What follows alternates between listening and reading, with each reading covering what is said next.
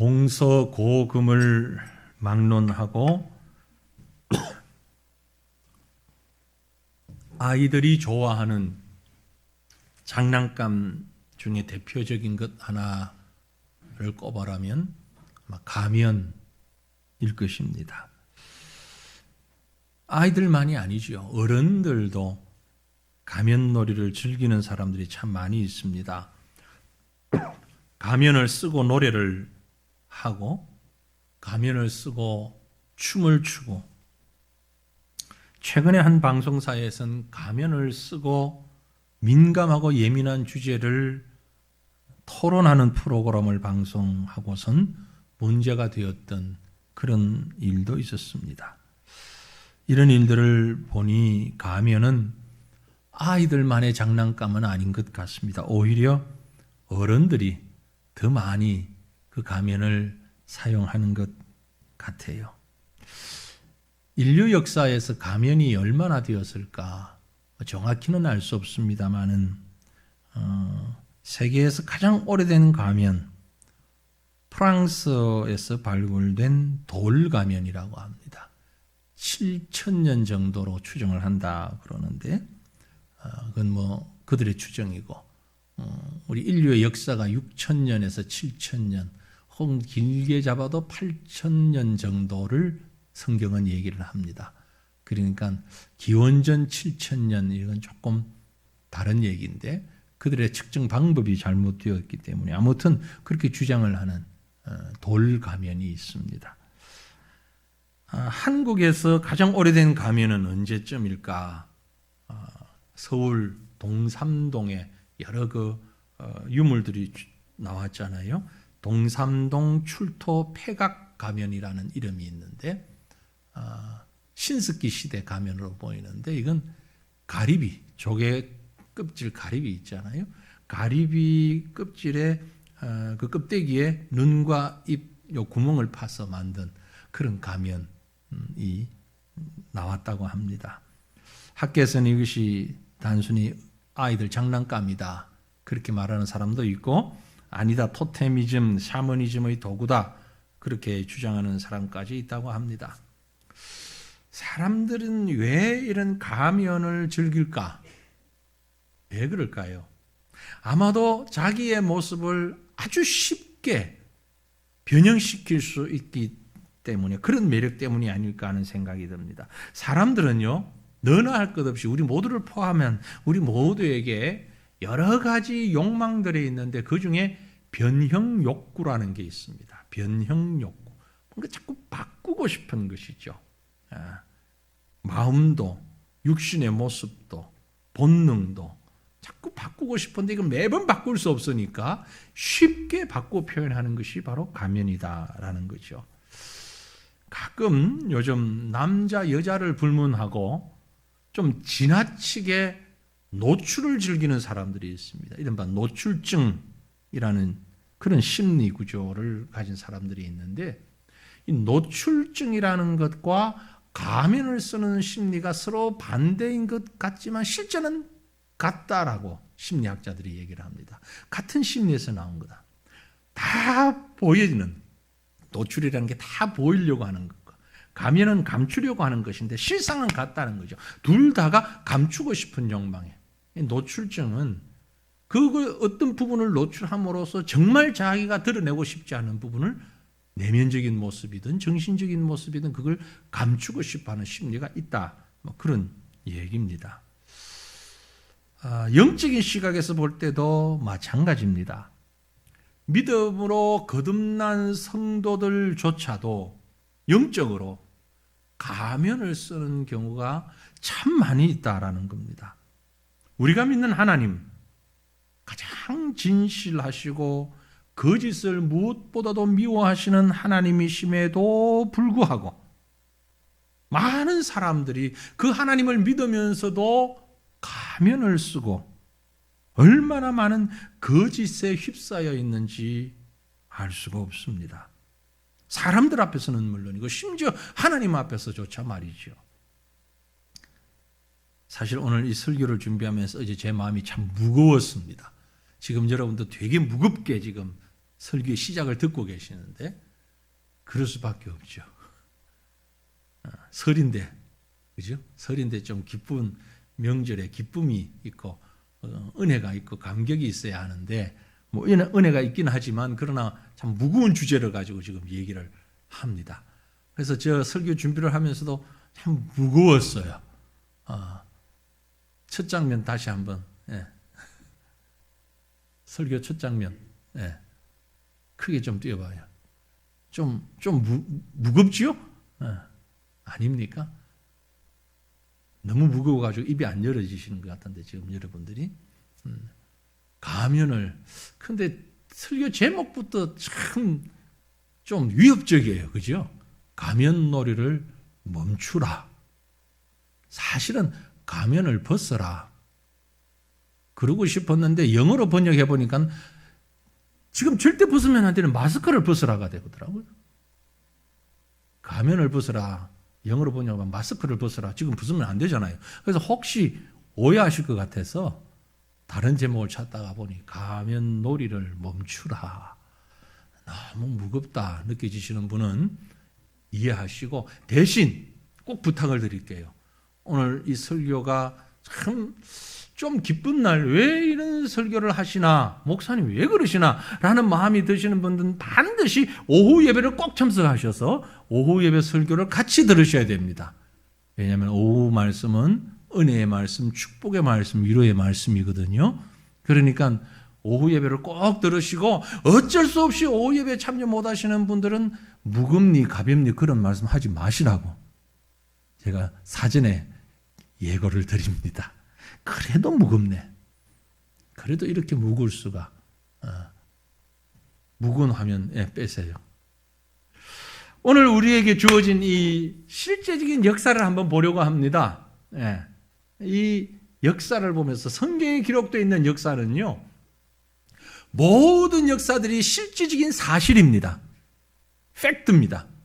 하나도 거짓이 아닙니다. 믿습니까? 그 사실 하나하나를 놓고 우리가 이 역사적인 사실을 통해서 하나님이 우리에게 뭘 말씀하시고 싶어 하시는가 그 말씀을 들어야 됩니다.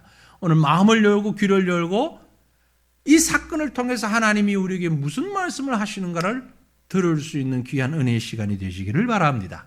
자, 그러면 먼저 무슨 얘기인지를 알아야 할 것 아닙니까? 본문의 배경입니다. 본문이 뭘 말씀하고 있는가? 아마도 우리 성도님들 가운데 성경을 많이 읽으신 분들은 지금 이 열왕기상 14장 책 읽어나가면 그 얘기구나 하고 아시겠지만 또 많은 분들이 지금 무슨 얘기를 하는지 얼른 이렇게 이해되지 않는 분들이 좀 계실 것 같아서 본문 사건의 그 이전부터의 배경을 간략하게 말씀을 드립니다. 여러분 잘 아시는 솔로몬 왕은 아시지요? 하나님이 솔로몬에게 엄청난 축복을 주셨습니다. 지혜를 구한 솔로몬에게 지혜뿐만이 아니고 부와 권세와 영광을 엄청나게 주셨습니다. 막 쏟아부어 주셨어요. 솔로몬이 얼마나 부자였는가 하니까 단적으로 성경에 보면 솔로몬의 식솔들, 가족들, 또 수종드는 사람들, 이 식솔들이 얼마나 많았는가 하니 솔로몬의 식솔들이 먹는 하루의 음식이, 하루에 소비하는 양이 밀가루가 30석 그러면 감이 잘 안 잡히는데 360말. 그리고 그건 일반적인 밀가루, 가는 밀가루고 굵은 밀가루 60석 700말. 거기다가 살찐 소, 비육우, 고기를 먹기 위해서 일부러 이렇게 많이 안 움직이게 해서 살찌워서 키운 살찐 소 10마리, 그리고 초장에 방목에서 키운 소 20마리, 양 100마리. 이게 하루에 먹는 음식 양이에요.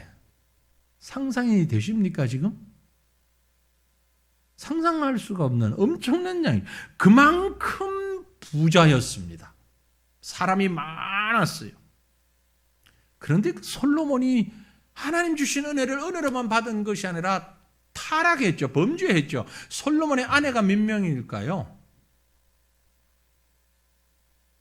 정상적인 왕비, 후비가 700명, 후궁이 300명. 이름도 못 외울 것 같아. 네?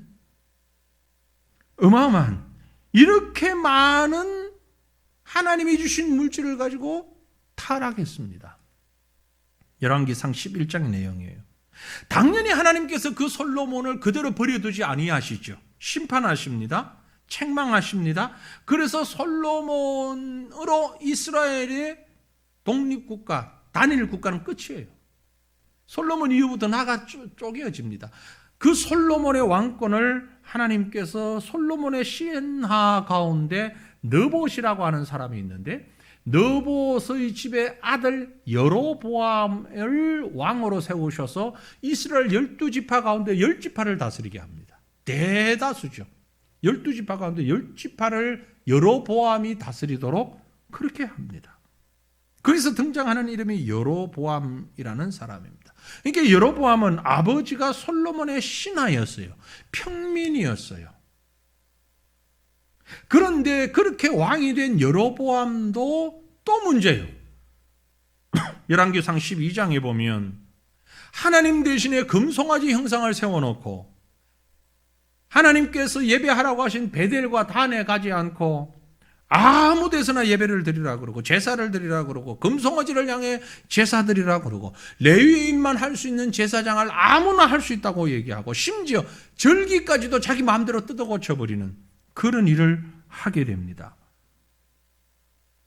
하나님께서 그 여로보암에게 진노하십니다. 그래서 여로보암에게 선지자를 보내요. 하나님의 선지자를 보내서 여로보암 앞에서 경고를 합니다. 왕이 하나님 앞에서 범죄하면 안 됩니다. 그렇게 하면 안 됩니다. 돌아서야 됩니다. 회개해야 됩니다. 왕인 여로보암 앞에 와서 하나님의 말씀을 전하는 선지자를 향해서 이 여로보암이 무슨 짓을 하는가 하니까, 여봐라, 걔 누구 없느냐? 저놈을 당장 체포하라, 잡아라, 저놈을 잡아라 하고 손을 내미는데 하나님이 역사하셔서 그 손에만 딱 굳어버려요. 팔이 딱 굳어버려요. 꼼짝을 못해. 저놈을 잡아! 제가 이 배우 같으면 좀 연기를 해보겠는데 딱 굳어버려. 그때 그 하나님의 선지자가, 왕이 지금 뭐 하십니까? 하나님 앞에서 무슨 그런 범죄를 저지르고 죄악을 행하십니까? 그랬더니 여로보암이 또 아주 다혈질이었는지 뉘우치기도 빨리 뉘우쳐요. 나 잘못했다. 나 잘못했으니까 너 빨리 여호와께 구해서 내 손 이거 해결 좀 해주라. 그랬더니 선지자가 또 하나님 앞에 기도합니다. 그래서 그거 풀려요. 팔이 풀려요. 거짓말같이 싹 풀어져요. 그랬더니 여로보암이 아이고 고맙다고, 선지자 보고 고맙다, 우리 집에 가서 내가 큰 잔치를 베풀고 우리 좀 먹고 내가 극진히 대접을 하고 선물도 좀 주고 그렇게 할 때는 그건 그러고 돌아가라고, 그리고 나를 위해서 축복도 하라고 그랬는데, 이 선지자가 하는 말이, 아닙니다. 저는 이 나라의 절반을 나에게 선물 준다 할지라도 왕에게 가지 않겠습니다. 그리고 딱 매몰차게 뒤돌아서서 나가버리는 거예요. 왕이 얼마나 자존심 상해요. 근데 어쩔 방법이 없잖아요. 그런데 정치하는 사람들, 여러분, 그래서 웬만하면 정치하지 마세요. 이 여로보암을 보니까 정치를 했어요. 이 선지자가 이제 나갔는데 가만히 둬요. 나가서 집으로 돌아가려고 하는 길목에 한 늙은 거짓 가짜 선지자가 나타납니다. 물론 여로보암이 보낸 사람이에요. 가짜 선지자가 나타나서 이 진짜 선지자 보고 하는 말이, 내가 소문을 들었는데 그런 일이 있었다면서, 누가 카던데 그런 일이 있었다면서, 야, 당신이 진짜 선지자, 나도 선지자인데 우리 같이 선지자끼리 하나님의 일을 얘기를 좀 하고 은혜를 나누자, 우리 집에 가자. 그러니까 이 진짜 선지자가 같은 선지자라고 그러니까 가짜 선지자를 따라간 거예요. 따라서 그 집에 가서 쉬고 음식을 먹고 충분히 휴식을 하고 얘기를 나누고, 그리고 그 집을 나서려고 할 때에 시간이 많이 지체됐잖아요. 여로보암이 군사를 보내가지고 그 참 선지자를 그만 죽여버리는 거예요. 피살을 하는 겁니다. 이런 일을 한 자가 바로 여로보암이라고 하는 사람입니다. 얼마나 악한 자입니까? 그 여로보암이 근데 말이에요. 어느 날 갑자기 아들이 죽을 병에 걸려버리는 거예요. 그 아들이 아무리 악한 사람이라도 여러분 자기 자식이 죽을 정도가 되면 이건 또 말이 달라지잖아요. 순한 양이 되어버리잖아요. 그래서 이걸 어떻게 해야 되느냐? 이거 어떻게 해야 되느냐? 부부가 앉아서 그 부부를 참 그 왕비와 앉아가지고 이게 어떻게 해야 되느냐? 고민을 하다가 문득 생각이 나는 겁니다. 자기는 왕족도 아니고 왕이 될 생각도 없었잖아요. 여로보암이. 아버지가 솔로몬의 신하였다고 말씀드렸잖아요. 그런데 어느 날 그가 왕이 됐어요. 바로 한 선지자에게 갔더니 그 선지자가 자기 보고 당신 왕이 될 거라고 얘기했던 그게 생각이 난 거예요. 그래서 아내를 불러가지고 이리 와봐라, 이리 와봐라. 지금 우리 아들이 죽게 생겼는데 그 용한 선지자, 정말 하나님의 계시를 받는 선지자를 내가 아는데 옛날에 나를 왕으로 만들려고 했던 그 선지자에게 우리가 가서 이 아들 좀 살려달라고 부탁 좀 해보자. 그런데 내가 왕이잖아? 왕이 가게 되면 사람들이 다 알 것 아니야. 왕의 체면이 또 그럴 수는 없잖아. 그러니까 왕비 보고 당신이 좀가. 근데 당신도 가면 사람들이 다 왕비인 줄 알고. 그러니까 변장을 하고 가서 우리 아이를 어떻게 좀 고쳐보면 안 될까?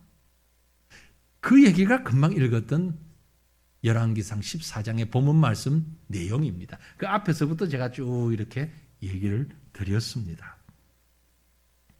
여러분, 우리 하나님께서 그 여로보암의 마음을 모르실 리가 없잖아요. 그런 하나님께서 오늘 이 사건을 우리에게 기록해서 전해주셨습니다. 무슨 말씀을 하시고 싶으실까요? 이 말씀을 통해서 오늘 우리가 귀를 열어야 하는 말씀은 바로 이것입니다. 여러분, 우리가 살아가면서 위선이라고 하는 가면을 반드시 벗어야 합니다. 위선의 가면을 벗을 수 있기를 바랍니다.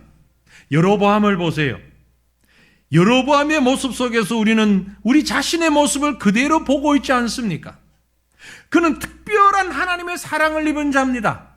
이름 없는 천민에서 그가 이스라엘의 10지파를 다스리는 왕이 되었습니다. 하나님께서 그를 그렇게 높여주신 것입니다. 아무 조건 없이 축복해 주신 것입니다. 하나님의 놀라운 은혜였습니다. 뿐만이 아니라 그가 범죄했을 때에도 하나님은 그를 바로 징벌하지 아니하시고 회개할 수 있는 기회를 주셨습니다. 용서하시고 또 기회를 주시고 하나님 품으로 돌아올 수 있는 넉넉한 시간을 기다려 주셨습니다. 그럼에도 불구하고 그는 어떻게 했습니까? 끝까지 자기를 회개하지 아니하고 끝까지 하나님의 일꾼을 해하고 그리고 아내까지 동원하여서 하나님을 속이는 일에 아주 적극적으로 나섰습니다. 위장의 가면을 쓰고 있었던 것이죠. 본문 2절을 보면 여로보암이 자기 아내에게 이르되 청하건대 일어나 변장하여, 어떻게 변장했는지는 모르겠으나 변장하여 사람들이 그대가 여로보암의 아내임을 알지 못하게 하고 실로로 가라. 거기 선지자 아히야라고 하는 사람이 있는데 그는 이전에 내가 이 백성의 왕이 될 것을 내게 말한 사람이라. 그래서 이어지는 3절에 보면 왕의 아내가 평민처럼 변장하고 꾸며서 선지자 앞에까지 가는 아주 능숙한 그런 모습을 보게 됩니다. 이게 왕이 할 일입니까? 이게 성도가 할 일입니까? 이게 바로 오늘 우리의 모습 아닙니까, 여러분? 하나님의 특별하신 사랑을 받았고 하나님의 백성이 되었음에도 불구하고 가능하면 세상의 다른 죄인들과 구별되지 않게 살아가려고 하는 변장술에 능한 성도들이 얼마나 많이 있습니까? 어떤 분은 한 직장에서 20년, 30년 함께 직장 생활하는데 교회 다니는 줄 몰랐답니다. 대단한 실력입니다. 그 부장님. 대단한 변장수를 능한 분입니다. 늘 인간적인 모습에서 자신을 변장하며 꾸미는 데는 여로보암을 능가할 만큼 전문가 수준이 되어 있는 우리는 혹 아닙니까? 여러분, 이토록 사람에게는 능숙하게 꾸밀 수 있을지 몰라도 하나님 앞에서는 그럴 수가 없습니다. 그걸 위선이라고 말하는 것입니다. 위선이라는 사람에게 영광을 구하고 사람에게 보이기 위하여 행동하는 것을 위선 혹은 외식이라고 말합니다. 마태복음 6장 2절에 보면 그러므로 구제할 때에 외식하는 자가 이 위선하는 자 같은 말이에요. 사람에게서 영광을 받으려고 회당과 거리에서 하는 것 같이 너희 앞에 나팔을 불지 말라. 위선을 행하는 자는 사람에게서 영광을 받으려고 하는 사람입니다. 사람들의 칭찬을 받으려고 하는 사람입니다. 여로보암처럼 치유의 능력이 하나님께 있다는 사실을 모르는 채 하나님의 도구에 불과한 선지자의 눈만 속이면 되는 줄 알고 있는, 착각하고 있는, 그것이 바로 위선입니다. 어떻게든 가면을 쓰고서라도 외식을 했으라도 위선을 했으라도 사람들의 눈만 속이면 다 되는 것으로 착각하는 사람들이 얼마나 많이 있습니까? 혹 이게 바로 우리 모습은 아닌가요? 신앙의 목적과 대상은 분명히 하나님인데 왜 사람들 앞에서 인정받으려고 자신의 신앙적 선을 사람들 앞에 드러내려고 애를 쓰고 있습니까? 여러분, 신앙의 대상이 하나님이지 사람이 아닙니다. 이렇게 위선 외식하는 자들은 입술로는 하나님을 존경합니다. 말로는 하나님을 존경합니다. 그러나 마음은 하나님으로부터 멀리 떨어져 있어요. 마가복음 7장에 말씀했어요. 이르시되 이사야가 너희 외식하는 자에 대하여 잘 예언하였다. 이 백성이 입술로는 나를 공경하되 마음은 내게서 멀도다. 입술은 하나님께 가까운데 마음이 먼 성도들 되지 않기를 바랍니다. 입에서는 늘 진실하고 참되고 성결한데 그 마음의 중심은 어디에 있습니까? 왜 그렇습니까? 숙달된 가면 탓이죠.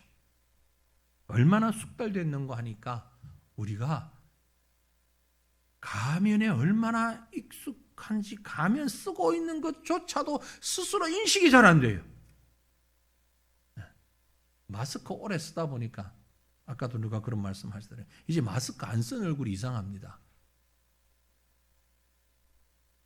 여러분 그런 적 없나요? 한 번 그런 실수했는데 입에 좀 니글거리는 게 있어가지고 침을 뱉으려고 하는데 마스크 쓰고 침을 뱉어요.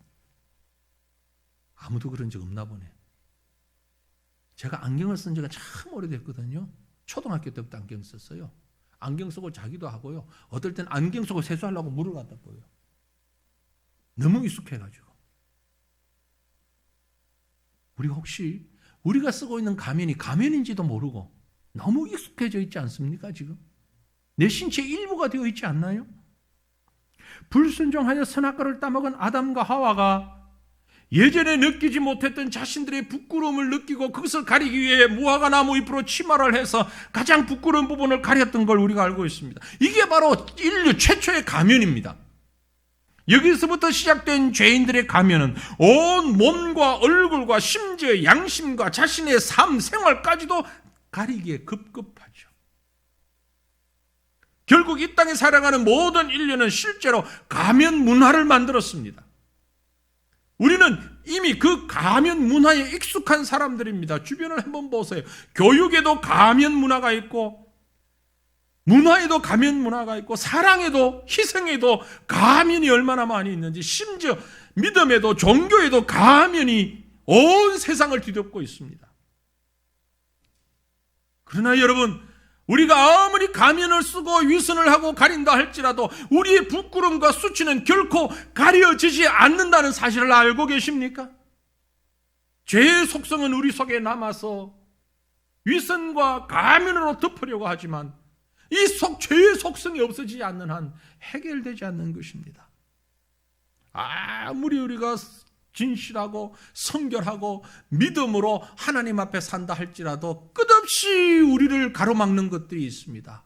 나도 모르는 사이에 가로막는 가면들이 있어요. 매일 벗어야 합니다. 어제 벗었다고 다 되는 것 아닙니다. 한 번 벗었다고 되는 게 아닙니다. 매일 벗어야 합니다.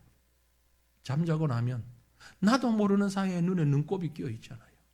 생활 속에서 들어온 먼지가 배출되는 거죠. 바깥에 나가서 하루 종일 일하고 오면 나도 모르는 사이에 온몸에 먼지가 있기 때문에 씻어야 하는 것입니다. 마찬가지로 우리는 어느새 우리를 감싸고 있는 이 위선의 가면들을 매일매일 순간순간 벗어야 되는 것입니다. 그렇지 않으면 나도 모르는 사이에 내 몸의 신체 일부처럼 되어버리고 말기 때문에 그런 것입니다. 여로보암은 바로 그런 우리의 모습을 적나라하게 지금 보여주고 있는 것입니다. 사랑하는 성도들이요, 날마다 주저함 없이 가면 벗기 위하여 애쓰는 저와 여러분 되시기를 주님 이름으로 축원합니다. 왜 그래야 됩니까? 이유는 하나님 앞에선 모든 것이 드러나기 때문입니다. 하나님 앞에 드러나지 않는 것이 없습니다. 다시 본문으로 돌아가 보면은요, 여로보암의 아내가 제주껏 위장을 했습니다. 제주껏 위장을 했어요. 왕실에 있었으니 오죽했겠습니까? 최고로 했겠죠. 그러나 선지자 아히야는 이미 그를 알고 호통치며 부르는 장면을 봅니다. 6절 말씀에 그가 문으로 들어올 때에 여로보암의 아내죠. 여로보암의 아내가 선지자 아히야의 집에 문으로 들어올 때에 아히야가 그 발소리를 듣고 말하되 여로보암의 아내여 들어오라. 내가 어찌하여 다른 사람인 채 하느냐. 내가 명령을 받아 흉한 일을 내게 전하리라. 그 앞에 말씀을 보면은요, 이때 아히야는 나이가 많아서 눈이 시력이 가고 있었다고. 그러니까 눈으로 보고 얘기한 게 아니라는 것이죠. 하나님께서 선지자에게 알려주셨던 겁니다. 하나님은 우리의 과거, 현재뿐만이 아니라 미래까지도 모든 것을 알고 계시며 외모뿐 아니라 우리의 생각과 계획과 중심의 모든 것을 알고 계시는 하나님이신 줄 믿으시길 바랍니다. 히브리서 4장 12절에 말씀하시기를 지으신 것이 하나도 그 앞에 나타나지 않음이 없고 우리의 결산을 받으실 이의 눈앞에 만물이 벌거벗은 것 같이 드러나느니라. 만물이 벌거벗은 것 같이 드러나느니라. Everything is uncovered. 모든 것이 벌거벗은 것 같이 다 드러나느니라. 가릴 수 있는 게 아무것도 없다는 말씀입니다. 하나님은 우리의 죄악된 모습을 아십니다. 연약함도 아십니다. 어떻게 해요? 어떻게 아실까요? 당연히 아시죠. 하나님이 우리를 창조하신 분이고 창조하셨을 뿐만이 아니라 우리와 똑같은 모습으로 경험도 하셨기 때문에 잘 아시는 겁니다. 머리로 아는 것과 경험을 통해서 아는 것은 분명히 다르죠. 그렇죠? 목사를 제일 잘 아는 사람은 목사입니다. 교사 생활을 제일 잘 아는 사람은 교사예요. 하나님은 우리를 만드셨을 뿐만이 아니라 육신을 입고 이 땅에 오셔서 인간의 연약함을, 인간의 고통을 다 경험하셨어요. 히브리서 4장이 기록하기를 우리에게 있는 대제사장은 예수님이죠. 우리 연약함을 체휼하지 아니하시는 자가 아니요 모든 일에 우리와 한결같이 시험을 받은 자로 돼 죄가 없으신 분이다. 그러므로 하나님은 우리를 진정으로 도우실 수 있는 분이십니다. 동시에 우리가 어떤 모습으로든 하나님을 피해 가려고 해서도 안 된다는 것입니다. 하나님은 이미 다 알고 계시기 때문에 그렇습니다. 생각까지도 아십니다. 열왕기상 8장 39절에 주는 계신 곳 하늘에서 들으시고 사하시며 각 사람의 마음을 아시오니 그들의 모든 행위대로 행하게 하십니다. 하나님이 우리의 마음을 다 듣고 아신다고요. 우리가 모두 한자리에 앉아있지만 서로 생각이 다를 수 있고 말이 다를 수 있습니다. 이른바 동상이몽이라고 말을 하죠. 이럴 때 사람들은 속일 수 있습니다. 하지만 하나님은 속일 수가 없어요. 왜냐하면 하나님 앞에서 요구되는 것은 진실뿐이기 때문에 그렇습니다. 하나님은 우리의 필요도 아십니다. 마치 부모가 자식들의 필요를 아는 것처럼 능숙한 간호사가 지금 수술하는 집도의 손에 어떤 의료기기가 들려줘야 되는지, 무엇을 의사 손에 줘야 되는지 능숙한 간호사는 잘하고 그때그때 이렇게 주는 것처럼 하나님은 그 이상으로 우리의 필요를 다 알고 계십니다. 우리 내면을 다 아시기 때문에 그렇습니다. 그 하나님 앞에서 우리가 도대체 무엇을 가리고 무엇을 숨기고 그 나뭇잎으로, 무화과 나무잎으로 만든 치마로 도대체 뭘 하겠다는 겁니까? 하나님 앞에 모든 것이 조금 더 드러나지 않음이 없다는 것을 믿을 뿐만이 아니라 그렇게 고백하며 살아가는 저와 여러분 되시기를 바랍니다. 그러므로 말씀을 결론을 맺습니다. 그러므로 저와 여러분은 가면을 벗기시는 하나님 앞에서 진실해야만 합니다. 진실해야만 합니다.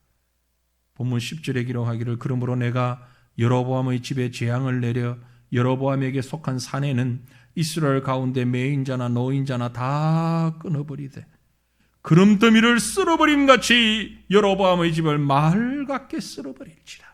완벽하게 멸망시키시겠다는 말씀입니다.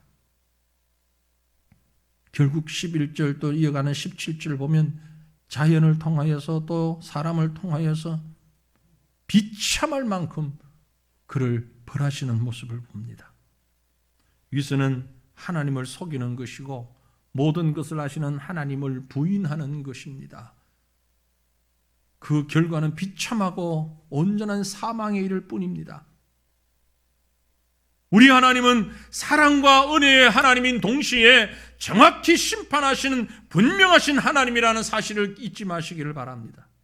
위선과 외식의 가면에 가려져 있는 것들을 그대로 묻어놓고 지나가시는 하나님 아니십니다. 하나님의 은혜는 반드시 심판 뒤에 오는 것이지 심판 없는 은혜가 오지 않습니다. 죄의 결과에 대해서는 십자가의 사망 다음에 구원의 은혜를 베풀어 주신다는 사실을 간과하지 마시기를 바랍니다. 불순종한 요나가 사흘 밤낮을 물고기 배 속에서 죽음을 경험하게 한 다음에 하나님이 다시 사용하십니다. 하나님을 전적으로 신뢰하지 못한 이스라엘 백성이 가나안을 향하고 있을 때에 광야에서 40년 동안 광야 생활하는 과정을 거치게 하시고 가나안을 허락하십니다. 하나님 앞에서 위장의 가면을 쓰고 있는 여로보암을 심판하시는 하나님, 동일하신 하나님이 지금도 살아계심을 믿으시길 바랍니다. 그럼 지금 우리는 어떻게 해야 됩니까? 코람데오입니다. 코람데오. 기억하십니까? 하나님 앞에서. 창세기 17장 1절에 아브라함을 향해서 말씀하십니다. 나는 전능하신 여호와라. 그러므로 너는 내 앞에서 행하여 완전하라. 나는 전능한 여호와라. 너는 내 앞에서 행하여 완전하라. 이 명령에 순종하며 그대로 진실된 삶을 살려고 애쓴 아브라함. 하나님은 그를 축복하시고 그를 믿음의 조상으로 삼으셨습니다. 하나님 앞에서 살아가야 합니다. 주님, 내가 여기 있사오니 나를 받아주옵소서. 내 모습 이대로 주님 받아주시옵소서. 우리의 고백이기를 원합니다. 어떤 회사에서 신입사원 모집 광고를 냈답니다. 면접을 했습니다. 광고를 보고 젊은 청년들이 70여 명이 회사로 몰려들었습니다. 시험장은 독특했습니다. 한 사람만 들어갈 수 있는 방을 다 준비해놓고 한 사람씩 들어가게 하는 겁니다. 시험지를 하나 주고 그게 딱 들어가 보니까 앞도 옆도 뒤도 전부 거울로만 쫙 돼 있는 방입니다. 면접관도 없습니다. 거울로 된 방에 딱 들어가고 나니까 스피커로 소리가 나옵니다. 문제를 드립니다. 예와 아니요로만 답해 주십시오. 1번. 지금 당신이 보고 있는 거울에 비친 이 사람은 정직한 사람입니까? 2번. 지금 이 사람은 어떤 경우에도 거짓말을 하지 않는 사람입니까? 3번. 이 사람을 과연 신뢰할 수 있는 사람입니까? 그리고 4번. 만일 당신이라면 지금 이 사람을 채용하시겠습니까? 수고하셨습니다. 나오십시오. 4개 문제, 예와 아니요, yes, no만 쓰고 가져오라. 혹시 여러분 가운데 누구 사람을 선발해야 될 일이 있다면 한번 응용해 보시면 어떨까요? 70명이 응시를 했는데 합격자는 단 1명이었답니다. 그의 답은 무엇이었을까요? 4문제밖에 안 되는데. 예, 그 합격자의 답은 1번 노, 2번 노, 3번 노, 4번도 노. 아닙니다. 아닙니다. 그 사람이 합격했답니다. 여러분, 사실 우리 모두는 하나님 앞에서 예는 예로 아닌 건 아니요라고 답할 수 있어야 됩니다. 이런저런 다른 이유 때문에 스스로를 속이며 예를 노로 노를 예로 답해서는 안 된다는 것입니다. 제가 하는 얘기가 아닙니다. 마태복음 5장 37절에 기록하기를 오직 너희 말은 옳다 옳다 아니라 아니라 하라. 이에서 지나는 것은 악으로부터 나는 것이라. 예스면 예스, 노면 노. 어떤 사람이? 하나님 앞에서 사는 사람. 하나님 앞에서 사는 사람은 언제 어디서나 예, 아니오를 말할 수 있는 사람입니다. 이런 믿음의 사람들이 되시기를 바랍니다. 하나님 앞에서 진실은 우리를 살리는 생명입니다. 이것이 하나님 앞에서 사는 사람의 모습입니다.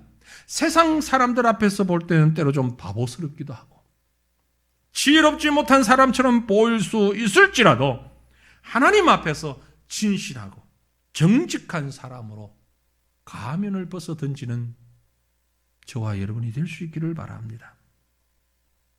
우리를 가리고 있는 수많은 가면들, 믿음의 용기를 가지고 담대하게 벗어놓고